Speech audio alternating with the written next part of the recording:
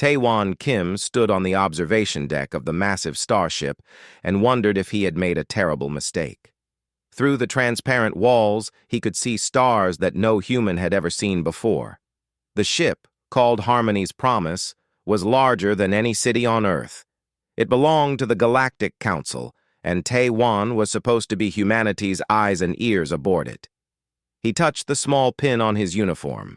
It marked him as an observer, nothing more. After 8 years of contact with alien species, humans were still the newcomers, still the primitives who had barely learned to travel between stars. The Council had 47 different species, and most of them thought humans were cute at best, irrelevant at worst. "Commander Kim, you look troubled." The voice came from behind him. It was Hana Lee, the only other human on this ship. She was younger than Taewon, a linguist who could speak 12 alien languages fluently. Her dark eyes studied him carefully. "I'm fine," Taewon said, "just thinking about why we're really here." "We're here to observe," Hana said, but her voice held doubt. "To learn. To represent Earth without interfering." Taewon nodded, but he didn't believe it. In his 40 years, he had seen enough to know that observers were rarely just observers. He had been a soldier once, during Earth's resource wars. He knew what it meant to watch terrible things happen and do nothing. The ship's alarm shattered the quiet moment. Red lights flashed along the corridors. Taewon's training kicked in immediately. He ran toward the command center with Hana close behind. The command center was chaos. Dozens of aliens rushed between stations. Architect Velmoth, the ship's commander, stood at the center. Velmoth was a crystalline being, all sharp angles and glowing edges. The commander's species communicated through light patterns, which a translator turned into words humans could understand. "Status report," Velmoth's translator announced. "Distress signal received from civilian transport Gentle Crossing. 3,000 souls aboard. Vrethik attack imminent." The Vrethik. Taewon had studied them during his briefings. They were the enemy, an aggressive empire that had been at war with the Council for decades. A cold war mostly, with small skirmishes and territorial disputes. But lately, the Vrethik had been getting bolder. "Distance to transport?" Taewon asked, forgetting for a moment that he was just an observer. Several aliens turned to look at him. One of them, a floating creature covered in tentacles, made a sound like laughter.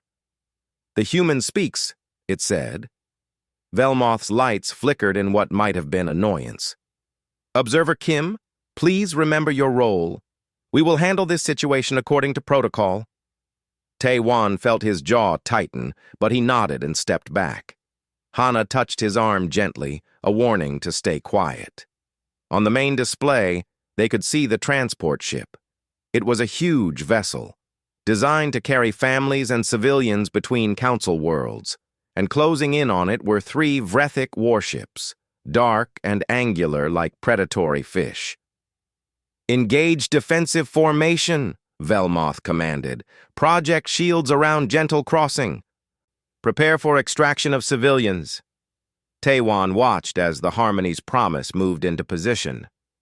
But something felt wrong. The Vrethik ships weren't attacking yet.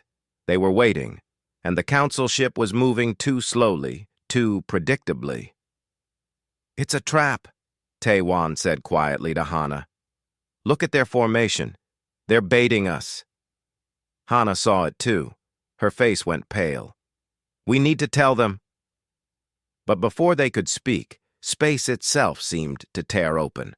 3 more Vrethik warships appeared from nowhere, their cloaking technology dropping.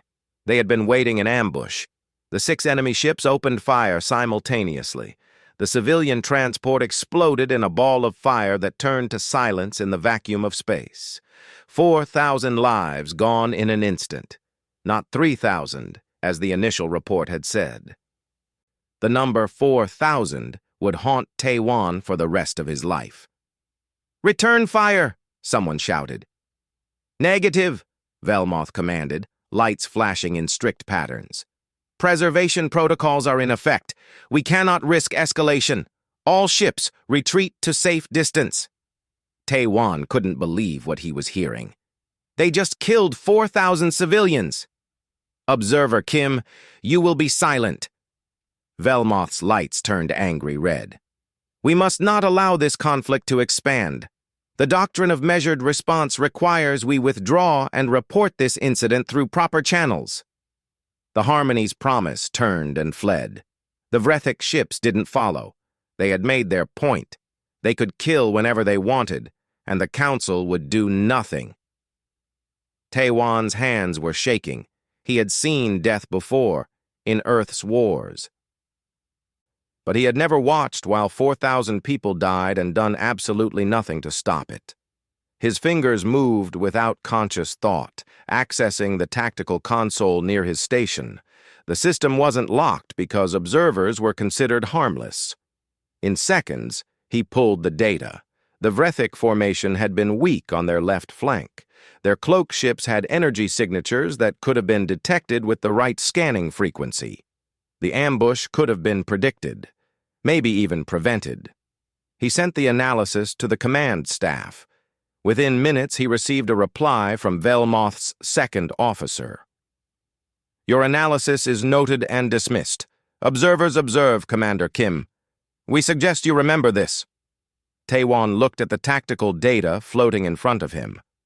All those weaknesses, all those opportunities to save lives. Ignored. That night, Tae-wan couldn't sleep. He sat in his small quarters and stared at his reflection in the dark window. Behind him, Hana entered quietly. She had been crying. They're calling you reckless, she said. The word is spreading through the crew. The human doesn't understand. The human thinks war is simple. War is never simple, Tae-wan said, but doing nothing is always wrong. Hana sat beside him. What are we doing here, Tae-wan? Really? He didn't have an answer. Outside the window, stars shone cold and distant. Somewhere in that darkness, the Vrethic were celebrating their victory, and somewhere else, families were getting news that their loved ones were dead. We're observers, Tae-wan finally said. We observe. But even as he said it, he knew something had changed inside him. He had come to this ship to watch and learn, but watching 4,000 people die had taught him something the Council didn't understand. Sometimes, observers needed to become something more. 2 weeks passed, and Tae-wan watched his worst fears come true. The Vrethic didn't stop with one attack. They launched a full offensive across the border systems. Star systems fell like dominoes. First Kepler 442, then Tau Ceti Prime, then the mining colonies of the Ross sector. 7 systems in 14 days, and the Council fleet retreated from every single battle. Tae-wan stood in the observation room, watching reports flood in from across Council space. Refugees poured into the inner systems, millions of beings displaced from their homes. And still, the Council followed their doctrine of measured response. It doesn't make sense, Hana said, standing beside him. She had dark circles under her eyes from too many sleepless nights. The Council has superior numbers, better technology in some areas. Why do they keep running? Tae-wan had been wondering the same thing. He had spent every free moment studying Council military history, and he had found something disturbing. In 10,000 years of spacefaring civilization, the Council had never won a major war. They had outlasted enemies, negotiated truces, and occasionally gotten lucky, but never actually won through military force. I need to talk to someone, Tae-wan said, someone who might tell me the truth. He found Dr. Yoon-ji Nam in the xenobiology lab. She was one of 3 human scientists scattered across the Council fleet, studying alien life. Yoon-ji was older than Tae-wan, with gray streaks in her black hair and sharp, intelligent eyes. She looked up from her microscope when he entered. Commander Kim, she said, I wondered when you would come to see me. You know why I'm here? You want to know why the council fights like cowards? Yunji said bluntly. She gestured to a screen showing DNA sequences. The answer is written in their genes. Over the next hour, Yunji explained what she had discovered. Most council species had evolved on peaceful worlds, planets where competition was minimal, where cooperation was the key to survival. Their brains were literally wired to avoid conflict, to seek consensus, to retreat rather than fight. They're not cowards, Yunji said. They're just fundamentally different from us. Humans evolved on a death world. Commander, Earth is a nightmare compared to most council planets. We had predators, diseases, natural disasters, resource scarcity. We learned to fight or die. So they can't fight back? Taewon asked. Not won't, but can't. It causes them physical pain to engage in aggressive warfare, Yunji confirmed. Their stress hormones spike to dangerous levels. Some species literally shut down mentally when forced into prolonged combat. That's why they have preservation protocols. It's not strategy, it's survival instinct. Taewon felt something cold settle in his stomach. Then how have they survived this long? By being peaceful, Yunji said. Most species in the galaxy are like them. The aggressive ones usually destroy themselves before achieving space travel. The Vrethik are an anomaly. And now they've found an enemy they can dominate. Back in his quarters, Taewon shared what he had learned with Hana. She listened in silence, her face growing more troubled with each word. If this is true, Hana said slowly, then the Council admitted us for a reason. Humans can fight in ways they can't. But they made us observers only, Taewon said. They want our capability without actually using it. Hana stood and walked to the window. My family died in the resource wars, she said quietly. My parents and my brother. I was 12. I spent the next 6 years in a refugee camp in what used to be Seoul. Taewon hadn't known. He stayed silent, letting her speak. I learned every language I could, Hana continued. I studied diplomacy and peace. I promised myself I would never let violence be the answer again. And now I'm on a ship where the only answer is violence, but everyone is too afraid to use it. What do you want to do? Taewon asked. I want to find another way, Hana said. But I don't think there is one. The alarm sounded again the next day. This time, it wasn't a civilian transport. It was a council military outpost, Fort Destiny, under direct assault. Taewon and Hana rushed to the command center. The situation was chaos. Fort Destiny guarded a critical supply route. If it fell, 3 more systems would be cut off from council support. On the screens, they could see Vrethik ships hammering the station's shields. But something was different this time. As Taewon watched the attack patterns, he realized the Vrethik were being careful, precise. They were scanning everything, analyzing every response from the council defenders. They're looking for something, Taewon muttered.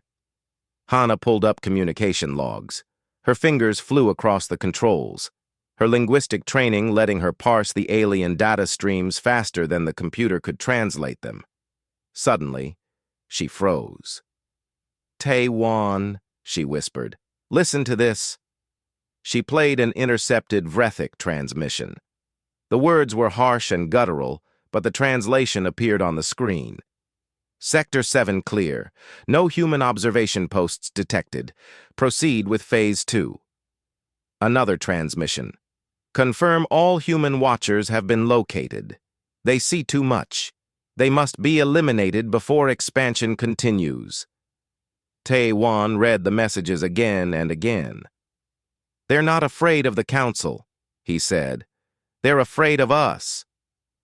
But we're just observers, Hana said. We don't do anything. That's what scares them, Taewon realized. Think about it. We're the only species in the council that comes from a warrior culture. We watch their tactics. We analyze their strategies. We see their weaknesses. What happens when we stop observing and start acting? Hana pulled up more data. There are 200 human observers scattered across Council space. The Vrethik have been tracking all of them. This entire offensive, it's not just about territory. They're positioning themselves to strike at human outposts. We need to warn Earth, Taewon said. But before they could send the message, Velmoth's voice echoed through the ship. All personnel, prepare for emergency jump. Fort Destiny has fallen. We are retreating to the inner defense line. Another retreat. Another loss. Taewon watched the fortress explode on the screen. He thought about the Vrethik messages. They see too much. What do we see that terrifies them so much? Hana asked quietly. Taewon looked at the tactical displays, at the patterns of Vrethik movement, at the Council's predictable responses. He saw everything clearly now, the weaknesses, the opportunities, the ways to win. We see how to beat them, he said, and they know that if humans ever decide to stop being observers, this war will change completely. That night, Taewon couldn't sleep again. He sat at his desk and began compiling data. Every Vrethik attack pattern, every tactical weakness, every strategic mistake the Council made.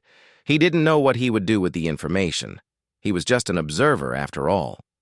But somewhere in the back of his mind, a voice whispered that observation would not be enough forever. The Vrethik knew it.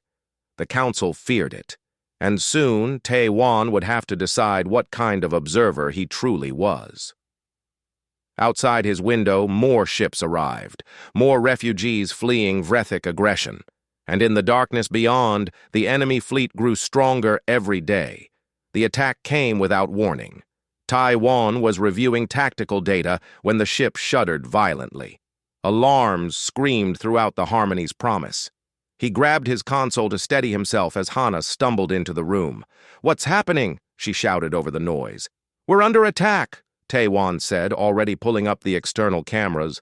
What he saw made his blood run cold. A massive Vrethik fleet had appeared around Kepler's haven, the Council's primary diplomatic station. The station where peace negotiations happened, where ambassadors from all 47 species gathered. It was supposed to be neutral ground protected by ancient treaties. The Vrethik didn't care about treaties anymore. Taewon watched in horror as the enemy ships unleashed everything they had.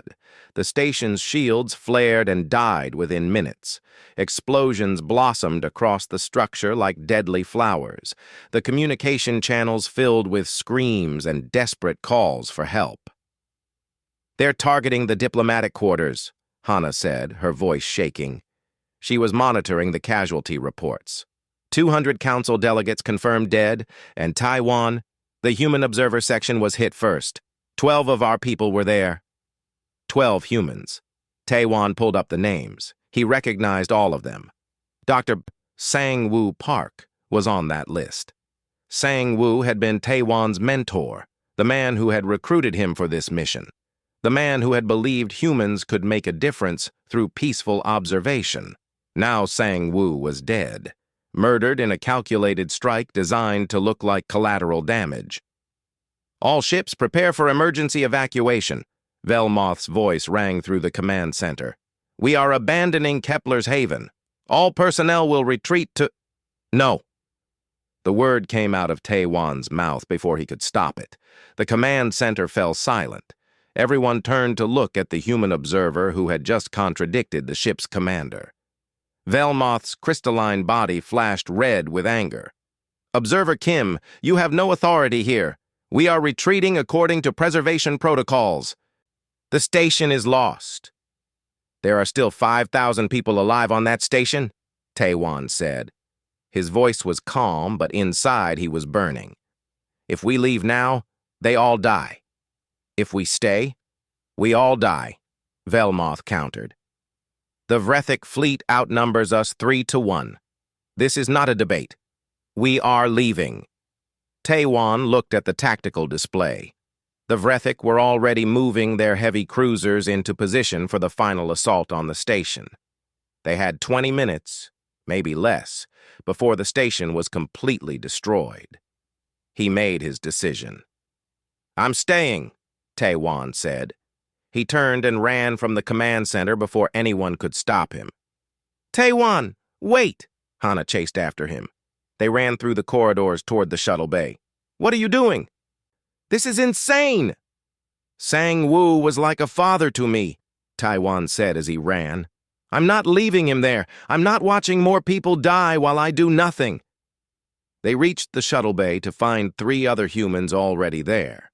Ji-woo Choi, an engineer with oil-stained hands and determined eyes. Kang-min Yoon, a medical officer carrying emergency supplies, and Yoona Han, a shuttle pilot who was already powering up a small transport craft. "We heard what happened," Ji-woo said simply. "We're coming with you." "This isn't your fight," Tae-wan said. "Yes, it is," Yoona replied from the pilot's seat. "We're humans. We don't abandon our people. Are we doing this or not?" Tae-wan looked at each of them. They were all observers, like him. Scientists, medical staff, support personnel. None of them were soldiers. But they all had the same look in their eyes. The look that said enough was enough. "Let's go," Tae-wan said, climbing aboard. The shuttle launched just as the Harmony's Promise began its retreat. Tae-wan watched the massive ship turn and jump to safety, leaving Kepler's haven to its fate. Part of him understood Velmoth's decision. Part of him wanted to scream at the cowardice of it all. The station was a wreck. Entire sections had been blown open to space. Fires burned in the areas that still had atmosphere. Bodies floated in the corridors. Yoona expertly navigated through the debris field, dodging Vrethic weapons fire. "We're not going to make it to the main docking bay," Yoona said. "Too much damage, but there's an emergency airlock on Section 7 that's still intact." They docked and rushed into the station. Tae-wan had studied the station's layout during his time in the fleet. He knew where the emergency systems were. More importantly, he knew where the defense platforms were located. "Ji-woo, can you get the defense grid back online?" Tae-wan asked as they ran through the damaged corridors. "The Council disabled most of it years ago," Ji-woo said. "They considered the weapons too aggressive, too lethal." "Perfect," Tae-wan said with a grim smile. "That's exactly what we need." They found the defense control room. Ji-woo immediately got to work, his fingers flying across alien controls. Kang-min and Hana began organizing the survivors they found, directing them to the few remaining safe zones. Yoona stayed with the shuttle, ready for emergency extraction. "This is crazy," Ji-woo muttered as he worked. "These systems haven't been used in decades. Half of them probably don't even work anymore." "Make them work," Tae-wan said. He was studying the tactical situation. 6 Vrethic cruisers were closing in for the kill. The station had no shields, no main weapons, no chance, unless they changed the rules. "Got it!" Ji-woo shouted. "Defense grid is online. We have 12 automated turrets, 4 missile batteries, and 2 plasma cannons." "Against 6 cruisers?" Hana said. "That's not enough." "It is if we fight like humans," Tae-wan said. For the next 11 hours, Tae-wan defended Kepler's haven with everything he had. He used tactics the Council would never consider. Feints and deceptions, false readings and phantom targets. He fired missiles not at enemy ships but at debris, creating deadly shrapnel clouds. He overloaded the plasma cannons beyond their safety limits, sacrificing the weapons for devastating single shots. He fought dirty. He fought mean. He fought the way humans had learned to fight over 10,000 years of warfare on a planet that wanted them dead. The Vrethic weren't prepared for it. They were used to Council forces that followed predictable patterns, that valued preservation over victory. Tae-wan valued neither. He spent resources wastefully, using expensive missiles to destroy cheap drones.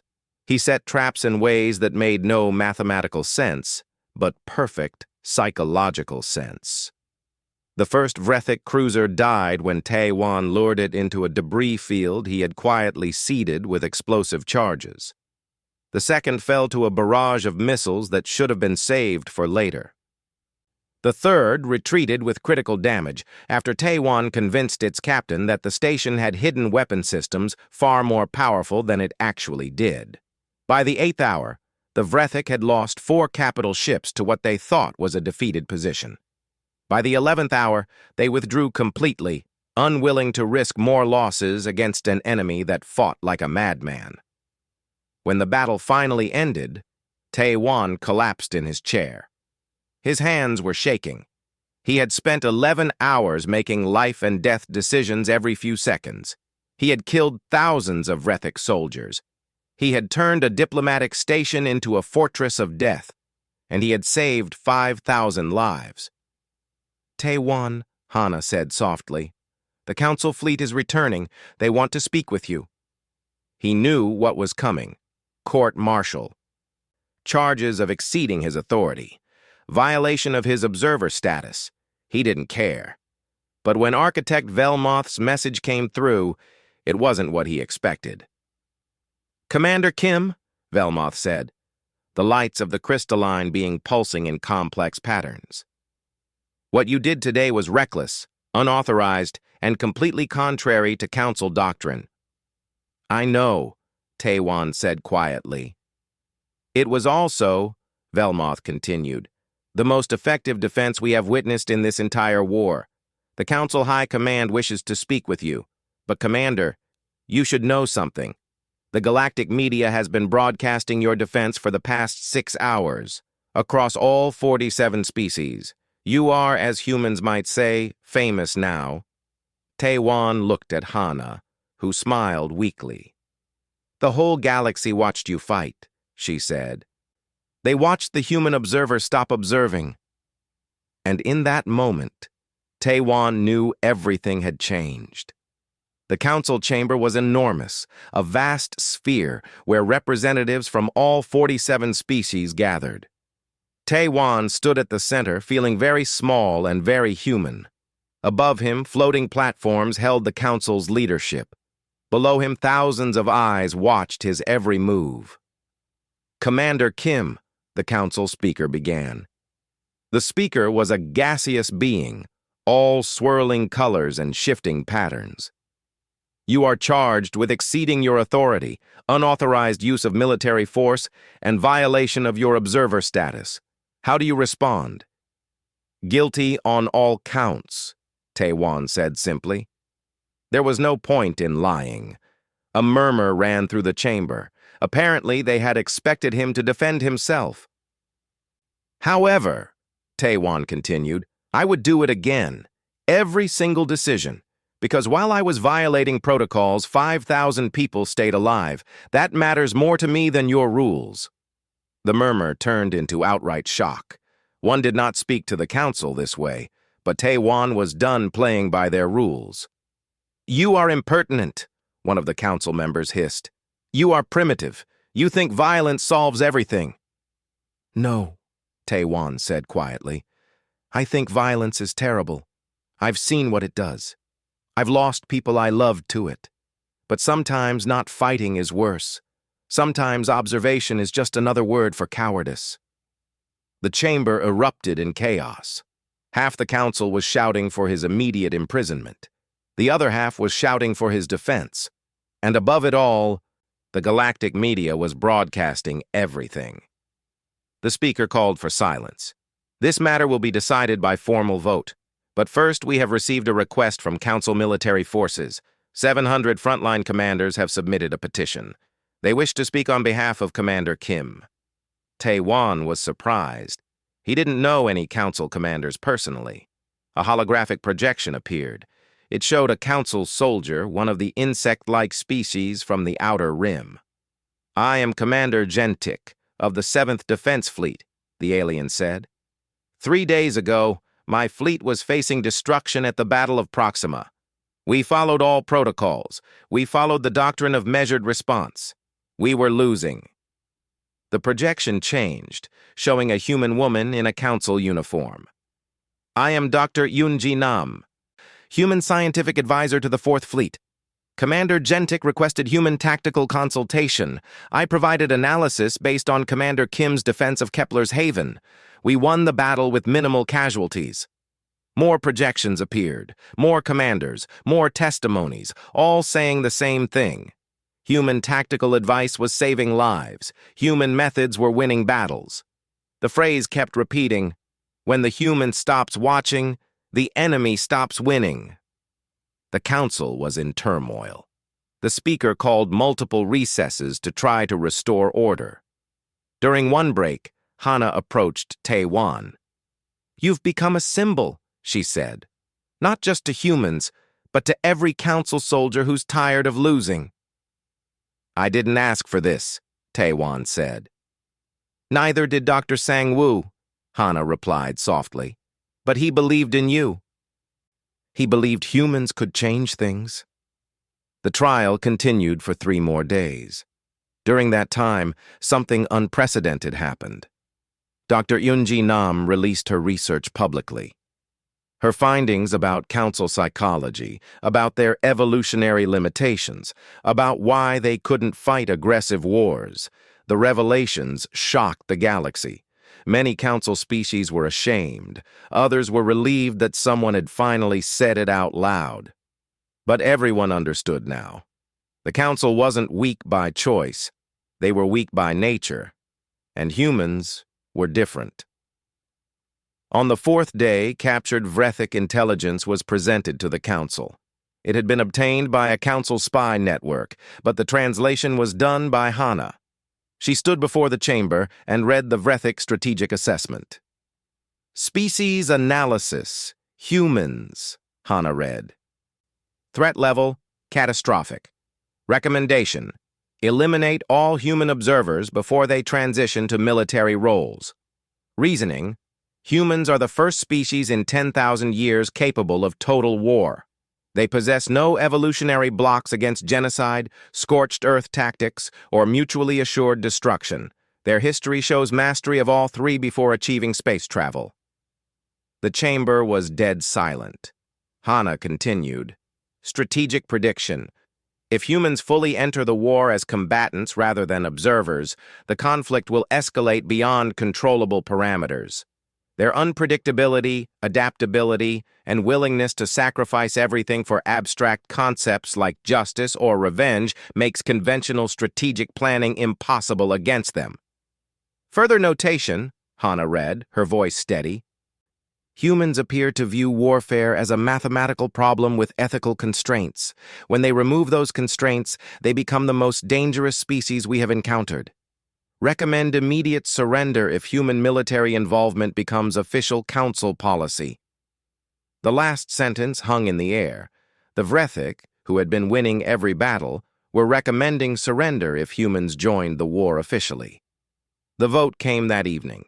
Tae-wan was found guilty of all charges. He was also awarded the Star of Valor, the council's highest military honor. The contradiction was very much intentional. The council wanted to punish him and praise him at the same time. But there was more. "Commander Kim," the speaker said, "the council has a proposal. We wish to create a new division. A special operations force that operates outside normal protocols. This force will use human tactical methods combined with council resources. You will lead it." "And if I refuse?" Tae-wan asked. "Then you will be imprisoned for your crimes," the speaker said bluntly. "But we hope you will not refuse. We are losing this war, Commander. We need you." Tae-wan thought about Dr. Sang-woo, about the 4,000 people who died in the first attack he witnessed, about 5,000 he had saved at Kepler's Haven, about all the council soldiers who were dying because their own biology wouldn't let them fight back effectively. "I have conditions," Tae-wan said. "Name them." "First, I choose my team. Humans and any aliens who volunteer, knowing what they're getting into. Second, we operate with full autonomy. No council oversight questioning every decision. Third, our goal is to end this war, not just survive it." The council debated for hours. Many members objected. This was exactly what the Vrethic feared. Humans unleashed without restrictions. But in the end, fear of the Vrethic won out over fear of humanity. Agreed, the speaker said. But Commander Kim, understand this. We are trusting you with terrible power. The power to wage war the way your species knows how. Do not make us regret this. That night, Tae-wan met with his new team. Hana was there, of course. Ji-woo, Kang-min, and Yuna had all volunteered. Dr. Yoon-ji joined them, bringing her knowledge of council biology and psychology. And to Taiwan's surprise, there was one alien among them. I am Strike Commander Mora, the alien said. Mora was reptilian, with scales that shifted colors with emotion. I fought at Proxima. Your tactics saved my soldiers. I wish to learn more. This won't be like council warfare, Tae-wan warned. We're going to do things that will disturb you, things that go against your instincts. I know, Mora said. That is why I am here. My instincts are losing this war. Tae-wan looked at his team. 7 people to change the course of a galactic war. It seemed impossible. But humans had done impossible things before. Our mission is simple, Tae-wan said. We're going to end this war. Not by fighting every battle, not by matching the Vrethik ship for ship. We're going to do what humans do best. What's that? Kang-min asked. Tae-wan smiled grimly. We're going to cheat. We're going to find the one move the enemy never expects. The one target that ends everything, and we're going to hit it so hard they'll never recover. Do you know what that target is? Hana asked. Not yet, Tae-wan admitted, but we'll find it. Because that's what observers do. We watch, we learn, we see things others miss. He looked at each member of his team, and then we stopped being observers. Outside, the war continued. The Vrethik advanced on 3 more systems. Council forces retreated according to protocol. Civilians died by the thousands. But in a small room on a council station, 7 individuals planned something that would change everything. They planned to give the enemy exactly what it feared most. A human who had stopped watching and started fighting. For 3 weeks, Taiwan's team worked in secret. They studied every piece of Vrethik intelligence they could find. They analyzed battle reports, communication patterns, supply routes, and cultural data. Dr. Yoon-ji dissected Vrethik psychology, while Hana decoded their military language. Ji-woo mapped their technology, and Kang-min studied their biology. Yuna planned escape routes, while Strike Commander Mora provided insight into conventional council tactics. And Taiwan looked for the weak point, the single target that could end the war. They're not like the council, Tae-wan said during one long planning session. The Vrethik have a hive-like culture. Not a true hive mind, but close. They value collective will over individual thought. Which means? Mora asked.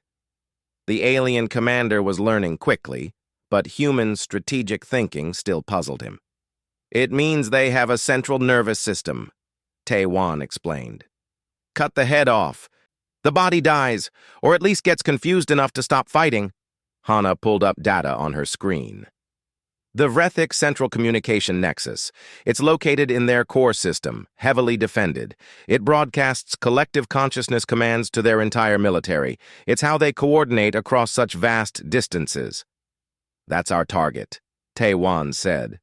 The room went silent. Everyone understood what he was suggesting. A strike into the heart of Vrethik space, past dozens of defense fleets, into their most protected system. It was suicide. We could destroy it, Ji-woo said slowly. One good plasma strike would take out the Nexus. No, Tae-wan said. Destruction is what they expect. That's what the Council would do. We're going to do something they can't predict. We're going to hijack it. Even Hana looked shocked. Hijack their central communication system? Tae-wan, that's exactly what they'll never see coming, Tae-wan finished. Think about it. The Vrethik fear us because we're unpredictable, because we do things that don't make tactical sense. This is the most illogical move possible, which makes it perfect. Dr. Yoon-ji nodded slowly. If we can broadcast through their system, we control what message reaches every Vrethik commander simultaneously. We could sow confusion, false orders, strategic chaos. Or, Taewon said quietly, we could tell them the truth. Over the next week, they planned the operation down to the smallest detail. They would use a captured Vrethik stealth ship that Jiwoo had modified with Council technology. Yuna would pilot them through the defense perimeter using Vrethik navigation codes that Hana had decrypted. Once inside, they would have minutes to access the Nexus before being discovered. The team would consist of only 5 people: Taewon, Hana, Jiwoo, Yuna, and Mora. The rest would stay behind to coordinate the escape. It was a small enough group to slip through unnoticed, hopefully. This plan has a 12% chance of success, Mora said after running the simulations. I've beaten worse odds, Taewon lied. He hadn't, but his team didn't need to know that. They launched on a moonless night, the human concept of night being completely irrelevant in space, but somehow appropriate anyway. The stolen Vrethik ship slipped through Council lines without incident. Then came the hard part. The Vrethik core system was a fortress: sensor nets, patrol fleets, automated defense platforms. Any normal ship would have been detected and destroyed within minutes. But Yuna was not a normal pilot, and their stolen ship broadcast all the right identification codes. First checkpoint passed, Yuna said calmly. Approaching second defense perimeter. Taewon watched the displays. They were flying past Vrethik warships that could vaporize them with a single shot. His heart was pounding, but he kept his face calm. Leaders couldn't show fear. Something's wrong, Hana said suddenly. She was monitoring the communication channels. They're running security checks on all incoming ships. New protocol started 2 hours ago. Can we fake it? Taewon asked. Jiwoo shook his head. Not without the right codes. Codes that change every 15 minutes. They were caught. In seconds, the Vrethik would identify them as an enemy ship. Taewon's mind raced through options. Fight, flight, surrender, all led to failure. Crash the ship, Taewon said suddenly. What? Yuna stared at him. Make it look like we have an emergency. Engine failure. Fire in the cargo bay. Something that requires immediate landing clearance at the nearest facility. Which happens to be the communication nexus, Mora said, understanding dawning. They will give us priority clearance to prevent us from exploding near their defense platforms. Yuna grinned. I love human logic. She immediately began broadcasting distress signals while Jiwoo created false readings of a catastrophic engine failure. The Vrethik response was exactly what Taewon hoped for. Emergency clearance granted. Landing Bay 7 at the communication nexus. A disaster response team would meet them on arrival. This is going to get messy, Taewon warned as they landed. Everyone ready? They emerged from the ship to find 20 Vrethik soldiers waiting. Before the aliens could react, Taewon's team struck. It wasn't a battle. It was a surgical strike. Mora moved with inhuman speed, his training combining with new human tactics. Jiwoo deployed electronic warfare devices that scrambled Vrethik communications. Hana and Yuna secured the entrance while Taewon ran for the central control room. He had studied the facility's layout for weeks. He knew every corridor, every security checkpoint. He moved through the building like a ghost, his old military training coming back. 2 guards fell to stun weapons. A security door was bypassed. An alarm was silenced before it could sound. And then he was there. The heart of the Vrethik military machine. The communication nexus was beautiful in a terrible way. Massive crystalline structures pulsed with light, carrying commands to millions of Vrethik across the galaxy. Taewon could almost feel the collective will flowing through the system. Jiwoo, I'm in position, Taewon said into his communicator. Ready when you are. Uploading the override codes now, Jiwoo replied. You'll have control in 30 seconds. And Taewon, you'll have maybe 5 minutes before they cut the power. 5 minutes to end a war. Taewon waited as the systems came online under his control. He thought about Dr. Sang-woo, about the 4,000 dead from the first attack, about every council soldier who had died following protocols that couldn't win. The system activated. Taewon now controlled every communication channel in the Vrethic Dominion. Every commander, every ship, every soldier would hear his message simultaneously. He activated the broadcast. "Attention, Vrethic Dominion," Taewon said in their language, the words flowing from months of study with Hana. "I am Commander Taewon Kim of the human species. You fear us. Your intelligence reports say we are unpredictable, dangerous, capable of total war. They are correct." On screens across Vrethic space, images began playing. Human history, nuclear weapons detonating over cities, orbital bombardment doctrines, biological warfare research, every terrible thing humanity had created or done in its bloody climb to the stars. "This is what we are capable of," Taewon continued. "This is what we have done to ourselves, to our own species.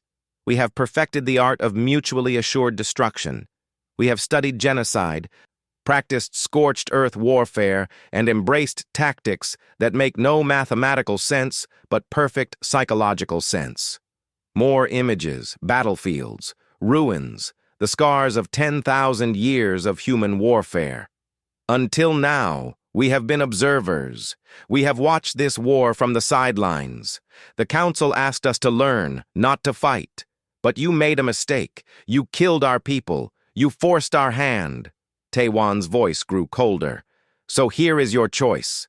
You have 72 hours to withdraw to your original borders and sue for peace. If you do not, humanity will officially enter this war. Not as observers, not as advisors, as full combatants." He let that sink in for a moment. "And when we fight, we do not follow the Council's doctrine of measured response. We do not value preservation over victory. We fight to win, whatever the cost. We will turn this Cold War into a total war. We will pursue you to every corner of the galaxy. We will show you what it means to fight a species that evolved on a planet that spent millions of years trying to kill us." The final images showed Earth itself, beautiful and terrible, a world of hurricanes and earthquakes, of predators and diseases, of ice ages and asteroid impacts, a death world that had forged humanity into something unique in the galaxy. "This is our home," Taewon said softly, "a planet that taught us to survive anything, to adapt to any threat, to never give up no matter the odds. You wanted to know what scares us? Nothing scares us. We are the nightmare that nightmares have." He paused, letting the silence stretch. 72 hours, Taewon repeated. "Choose wisely." He cut the transmission. Alarms were screaming throughout the facility now. Taewon ran back the way he came, meeting his team at the landing bay. Vrethic soldiers were pouring in from all directions, but Yuna already had the ship ready. They barely made it out. The ship took hits on 3 sides as they fled the system. But they made it. Bleeding, damaged, but alive. Back at Council Space, they waited. 72 hours felt like 72 years. The Council was in chaos. Half wanted to arrest Taewon for threatening total war without authorization. The other half was preparing for exactly that war. But the Vrethic response came in 60 hours. They surrendered. Not a total surrender. Not a humiliating defeat. But a formal request for peace negotiations and immediate withdrawal to their original borders. The Vrethic Dominion, facing the psychological horror of fighting an enemy that embraced mutual destruction, chose survival over pride. The war was over. Taewon stood in the observation deck of the Harmony's Promise, watching news broadcasts from across the galaxy. The Council was celebrating. Refugees were returning home. Soldiers were coming back from the front lines. Peace after years of warfare. Hana found him there. "You did it," she said quietly. "We did it," Taewon corrected. "All of us." "The council wants to give you another medal," Hana said, "and quietly asked that you never do anything like that again." Taewon smiled grimly. "I threatened to commit war crimes I had no intention of actually committing. I bluffed with the fate of 2 civilizations. I'm not sure that deserves a medal."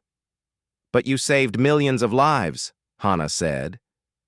"Maybe billions. Doesn't that count?" "I don't know," Taewon admitted. He looked out at the stars. "I showed them the worst of humanity to achieve peace. What does that make me?" "Human," a voice said. Dr. Yoonji had joined them. "It makes you human. We're complicated, Taewon. We're capable of terrible things and beautiful things, sometimes at the same time." Taewon's communicator beeped, a message from Earth. He opened it and felt his heart sink. New signals had been detected from beyond Council space. Another empire, another potential threat. And the Council wanted Taewon to observe them. "They want you to be an observer again," Hana said, reading over his shoulder. Taewon looked at the message for a long time. Then he looked at his reflection in the window. He saw a man who had been forced to become something he never wanted to be. A warrior playing at diplomat. An observer who had learned that sometimes watching wasn't enough. "Tell them I accept," Taewon said finally. "But on one condition." "What's that?" Yoonji asked. "This time everyone understands what it means when a human observes," Taewon said.